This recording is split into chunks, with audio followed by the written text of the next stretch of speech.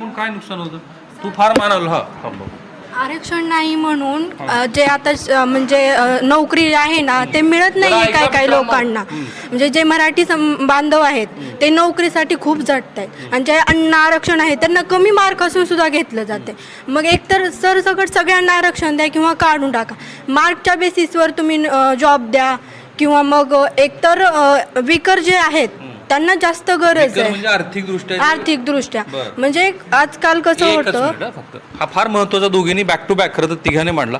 आर्थिक निकषावरतीच आरक्षण द्यायला हवं असं किती जणांना वाटतं त्यांनी हात वर करा बरं. आर्थिक निकषावरती मी पुन्हा प्रश्न तुम्हाला नीट लक्षात आलाय का प्रश्न हात खाली करा प्लीज प्लीज हात खाली करा. मॅडम ऐका मी प्रश्न पुन्हा सांगतो. केवळ आर्थिक निकषावरतीच आरक्षण मिळायला हवं असं किती जणांना वाटतं. एवढेच संख्या हा मुद्दा राहिला. हां मग सर ते कसं होतं जे आर्थिकदृष्ट्या विकर आहेत ते एकतर मेहनत पण घेतात आणि जेव्हा बारी येते सिलेक्शनची ज्यांना कमी मार्क आहेत ते सिलेक्ट होतात पण ज्यांनी मेहनत केलेली आहे जे ना जास्त मार्क आहेत ते सिलेक्ट होत नाही का कारण त्यांच्याकडे आरक्षण नाही आहे.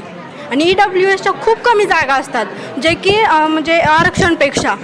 मग त्या दृष्टीने आरक्षण आजच्या पिढीला गरजेचं आहे कारण मागच्या पिढीनं ते विचार केलेला नाही की आजच्या पिढीला त्याची गरज येईल म्हणून त्यांनी डॉक्टर बाबासाहेब आंबेडकर जेव्हा देत होते तेव्हा त्यांनी घेतला नाही. तेव्हा त्यांना म्हणजे त्यांनी हा विचार केला नाही की पुढच्या पिढीला हे भुगतावं लागेल. आणि आताची जी पिढी आहे थोडंसं उठून उभारा प्लीज. एक खुल्या प्रवर्गातली मुलगी म्हणून आपल्याला काय त्रास होतो. एक्स्ट्रा फीस भरावी लागते संधी मिळत नाही. कसं होतं एकतर संधी मिळाली तर जे मागचे असतात जे आरक्षण घेऊन आलेले असतात त्यांना आधी घेतलं जातं. परत जे म्हणजे ज्यांना आरक्षण नाही आहे ते महाग राहतात. आणि दुसरं म्हटलं फी फुल भरावी लागते. EW जरी असलं ना तुझंच उदाहरण मला सांग. हां आता मी माझंच उदाहरण म्हटलं तर मला फीस कमी बसते बट ज्यांना आरक्षण आहे ज्यांच्याकडे कास्ट आहे त्यांना शिष्यवृत्ती मिळते. मग त्यांना ते कुठंतरी सोपं जातं शिक्षणासाठी. मग आमच्यासाठी कसं असतं एकतर घरची परिस्थिती नसते शिक्षण देण्याची आणि त्यातून परत आणखीन इथं फी पूर्ण भरायची आणि परत आणखीन जॉबला अडचण येतेच. पण मग आता ह्या सगळ्या मुलांकडे पर्याय काय दिसतात. ही तर लढाई आता समाजामध्ये. पुन्हा एक प्रश्न तुम्हाला विचारतो की आत्ता आरक्षण योग्य की अयोग्य मराठा समाजाची मागणी अयोग्य की योग्य हा प्रश्न नाही आहे.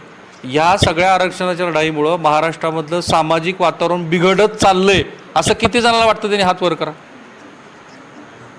मला पूर्ण खात्री आहे महाराष्ट्र राज्याचे मुख्यमंत्री ही सगळी सिरीज बघतायत किंवा शरद पवारांनी आज जे सांगितलं की ते असं म्हणाले की महाराष्ट्रातली सामाजिक वीण उसवत चालली. गेल्या 3 दिवसापासून हेच चित्र आहे.